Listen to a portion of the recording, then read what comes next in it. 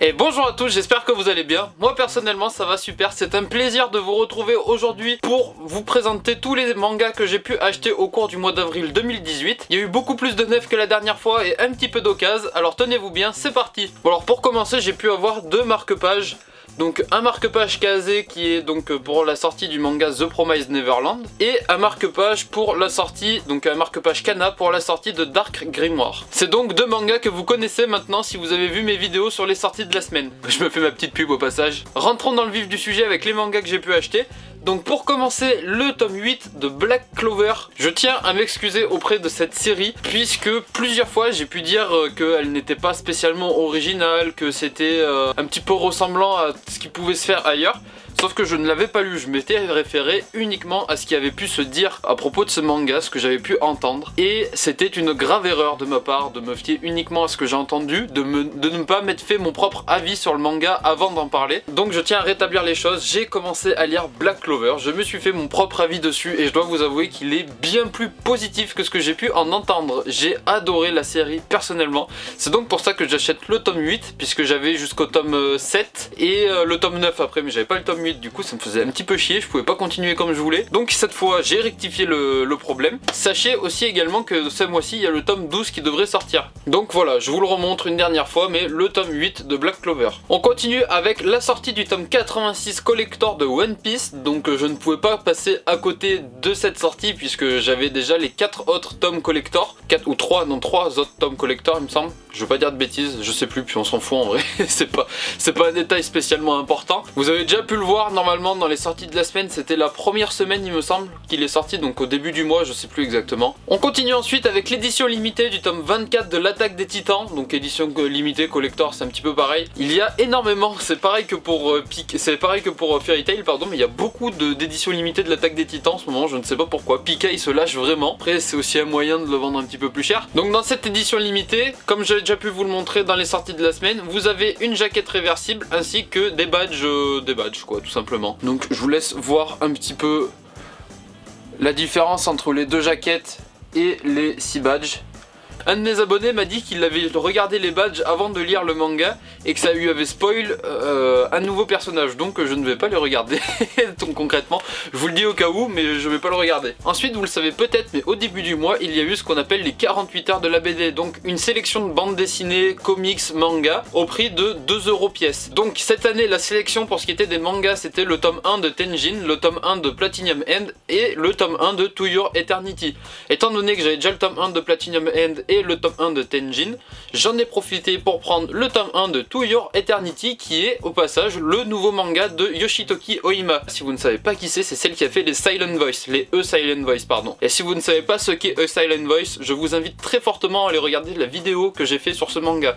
C'est vraiment excellent. Donc voilà, j'ai sauté vraiment sur l'occasion. Au début j'avais pas prévu de faire la série des To Your Eternity. Quand j'ai su que c'était la même auteur que Silent Voice et que le tome 1 était à 2 € pour les 48 heures de la BD, je me suis laissé séduire, d'autant plus qu'il y a une jaquette spéciale, une jaquette collector à l'occasion de cet événement. Donc voilà, plutôt content. Ensuite, on a le tome 1 de Dino Sapiens. Si vous avez vu ma dernière vidéo sur les sorties de la semaine, vous le savez, j'ai adoré ce manga. Donc je ne pouvais pas passer à côté, tout simplement, d'autant plus que la série est en 3 tomes. Donc ce n'est pas non plus un énorme investissement malgré le prix des mangas qui sont à 7,99 €. Donc voilà, tome 1 de Dino Sapiens, j'ai très hâte d'avoir la suite. Ensuite, haute nouveauté du mois d'avril, le tome 1 de Otaku Otaku au prix découverte de 5,95 €. C'est pareil, j'ai vraiment surkiffé ce manga. Le problème c'est sa longueur, j'ai envie de dire. Très très court, encore une fois, très très fin. Le prix découverte de 5,95 € est valable jusqu'au 31/12/2018. Après ça, normalement,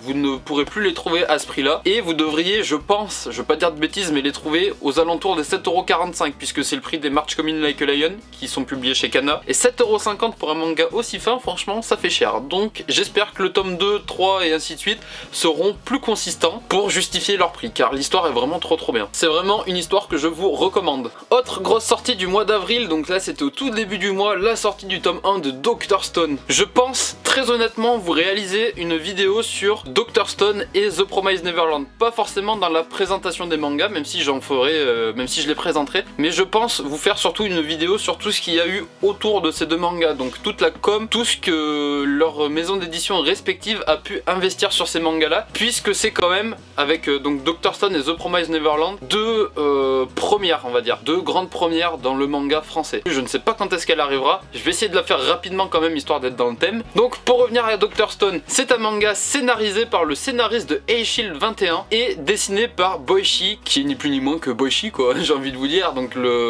l'auteur de Sunken Rock, l'auteur de Hotel, l'auteur de Wallman. Il a une deuxième série qui devrait arriver dans le courant de l'année qui est Origin, donc voilà, je vous le dis au cas où. Mais ça fait plaisir de voir une œuvre de Boichi, c'est vraiment super bien dessiné à l'intérieur. Donc Dr. Stone, excellent, j'ai hâte de voir la suite. Ensuite le tome 9 de Black Clover, et là je suis un gros boulet puisque je l'avais déjà et je l'ai racheté, donc je vais le ramener tout simplement. Il était dans la poche, je l'ai pioché, donc je vous le montre. Mais voilà, là j'ai vraiment pas géré sur ce coup là, je suis vraiment un bouffon. Donc on va pas s'éterniser 30 ans dessus. On poursuit sur le 9 avec la sortie du tant attendu The Promised Neverland tome 1 que je suis super content d'avoir pu me procurer. Le tome 2 arrive dans le mois de juin, je crois que c'est fin juin, mi-juin, fin juin, donc il arrive rapidement. Il y a 5 tomes qui sont prévus pour 2018, donc ça c'est vraiment super, puisque souvent quand on se lance dans une série on se dit punaise ça me fait chier d'attendre la suite. Là il y a 5 tomes cette année, donc c'est vraiment cool de la part de Kazé. A voir après si les sorties vont s'espacer, il y a de fortes chances, hein, une fois qu'on aura rattrapé les 8 tomes japonais, il y a de fortes chances que ça s'espace beaucoup plus. Mais pour un lancement c'est vraiment cool. C'est la première série de l'auteur et la première série du dessinateur, donc je ne peux pas vous en parler un petit peu plus. Cependant, je vous rappelle que la jaquette est réversible et dessinée par Benjamin Lacombe, qui est un auteur de bande dessinée française. Donc un petit crossover vachement sympa, ça peut permettre à des fans de manga de découvrir de la bande dessinée et peut-être à des fans de bande dessinée de s'intéresser au manga, même si dans ce sens là ça me paraît beaucoup improbable, puisque à moins qu'ils soient renseignés sur l'actualité de Benjamin Lacombe, je ne vois pas de quelle manière ils peuvent être au courant de cette sortie quoi. En enlevant la jaquette, je viens de me rendre compte de la couverture du tome sans jaquette, qui n'est pas la même que celle de la jaquette on va dire couleur, et qui ma foi est assez importante. Je ne vais pas vous la montrer pour ne pas vous spoiler, mais si jamais vous avez le manga, regardez-la puisque c'est un indice important pour la suite. Et pour finir avec mes achats neufs de la semaine, j'ai donc pris le tome 1 de Magical Task Force Azuka, puisque c'est un manga qui m'a l'air vraiment bien barré, donc c'est des Magical Girl armées et tout, donc j'ai hâte de voir de quoi il en est. En plus, faut avouer que la couverture est archi classe.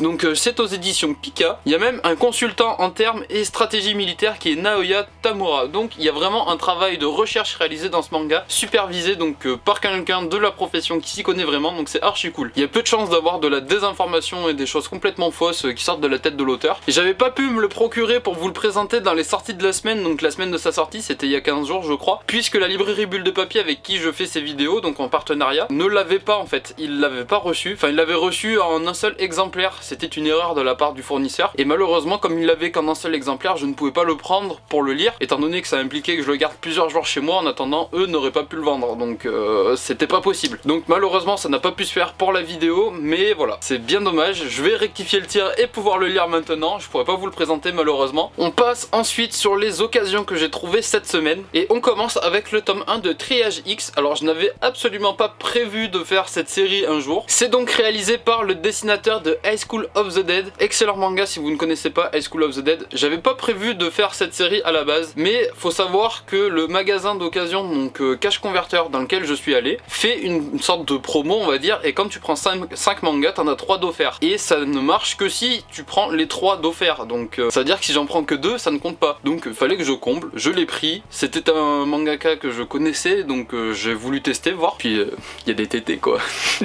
Donc oh bah punaise, j'ouvre une page et je tombe directement sur ça. Enfin bref, je vais voir ce que ça va donner. Je suis pas sûr que non plus que ça soit un manga vraiment formidable.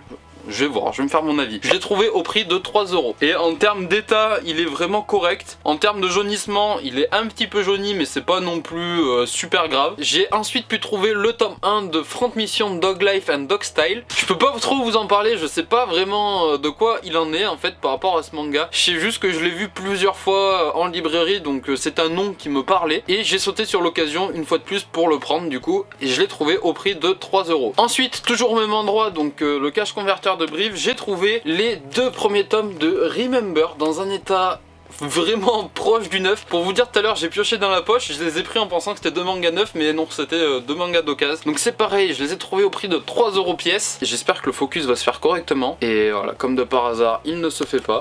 Mais les mangas sont d'une blancheur remarquable, dans un état remarquable. On va comparer avec le tome 1 de To Your Eternity. Alors regardez, on voit absolument pas la différence. Donc ils sont vraiment dans un état irréprochable. Après pour le coup, je vous cache pas que je me suis un petit peu emballé en les prenant. Ça va dépendre de si ces 2 tomes m'emballent vraiment, mais je pense pas faire la série concrètement. Donc voir, je vais peut-être les revendre ou je verrai. Pareil pour Front Mission et pour Triage X. Je pense que je me suis un petit peu emballé en les prenant. Vous avez peut-être trouvé bizarre le fait que j'ai pris plusieurs mangas sachant que il y a de fortes chances que je ne les complète pas. C'est juste qu'en fait j'en avais besoin pour compléter la formule, donc 5 mangas achetés, 3 offerts que met en place Cash Converter. En ayant acheté, on ferait beaucoup plus de mangas, mais là vous allez pas les voir. Des mangas d'occasion bien évidemment, mais c'est en fait une grosse partie du gros lot que je ferai gagner dans le jeu concours des 1000 abonnés. Donc je suis déjà en train de le préparer. Il en manque un petit peu, mais vous allez voir que c'est plutôt pas mal. Ce sera donc de l'occasion par contre, bien évidemment. Je spoil un petit peu ça, mais ce sera de l'occasion, le gros lot. Ah. Je sais pas comment je me suis débrouillé, mais je trouvais bizarre qu'il n'y ait plus la languette sur The Promised Neverland. En plus elle est déchirée, j'ai dû le mettre n'importe comment dans la poche. Et pour finir avec les mangas d'occasion, cette fois je les ai pas trouvés à Cash Converter mais à Cash Express à Brive. Et il y avait le tome 6 de la Deluxe édition, enfin de l'édition Deluxe pardon, de Cat's Eyes. Cat's Eye, Cat's Eye. Je veux pas dire de bêtises dans la prononciation, mais on va dire Yeux de chat, voilà. Donc le tome 6 de Yeux de chat collector, et donc fait par Tsukasa Ojo, l'auteur de City Hunter, et donc le nom américain c'est Nicky Larson, que j'ai trouvé au prix de 1 €. Donc c'est pour ça que je l'ai pris en fait.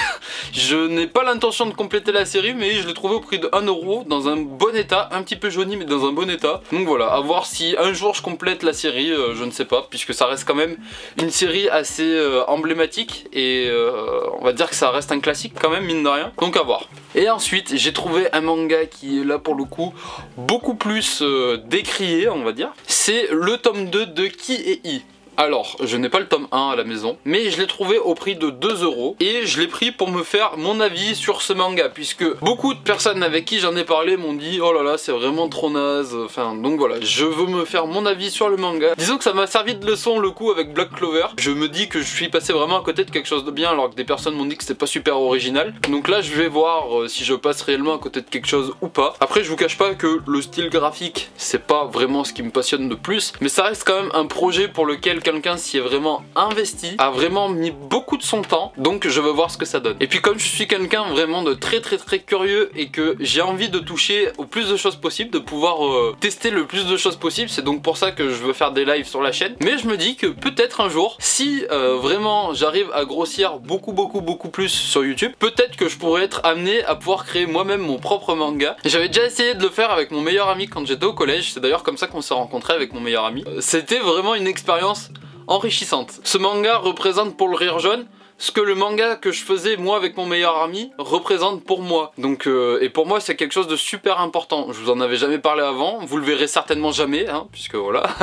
Mais c'était pour moi quelque chose de super important et je me dis que c'est au moins aussi important du coup pour Kevin du Rire Jaune. Donc je vais voir de quoi il en est. C'est donc fini pour cette vidéo, j'espère que vous aurez passé un bon moment en la regardant. Vous avez donc tous les mangas que j'ai pu acheter ce mois-ci, que je peux vous montrer puisque j'ai quand même acheté en vrai pas mal d'autres choses, enfin pas mal d'autres mangas à côté, mais ce sera pour des jeux concours donc je ne peux pas vous les montrer maintenant, je vous laisse la surprise. Donc notamment le concours des 800 abonnés qui est prêt et le concours des 1000 abonnés que je prépare, puisque le concours des 800 abonnés devrait arriver quand même rapidement, on est déjà à 740 à peu près.